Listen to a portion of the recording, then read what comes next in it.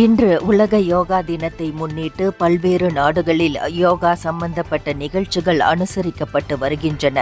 யோகா கலையின் மகத்துவம், அது தொடர்பான விழிப்புணர்வுகளை ஏற்படுத்தும் வகையில் முதல் முறையாக தமிழ்நாட்டில் ஆளுநர் RN ரவி யோகா செய்து காட்ட 10,000 மாணவர்கள் ஒரே நேரத்தில் யோகா பயிற்சி செய்யும் மாபெரும் விழா இந்தியா நேரப்படி காலை 8 மணிக்கு வேலாம்பாள் குளோபல் பள்ளி உசைன் போல்ட் மைதானத்தில் நடைபெறுகிறது. RN ரவி 11வது உலக யோகா தினத்தின் சிறப்பு விருந்தினராக பங்கேற்று தன்னுடைய யோகா வெளிக்காட்டல்களால் அனைவரையும் வியக்க செய்கிறார்.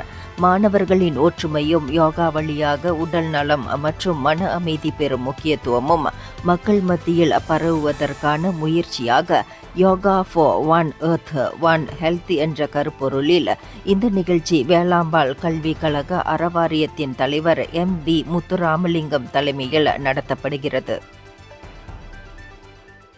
இந்தியர்களின் இதய குரல் மக்களோசை.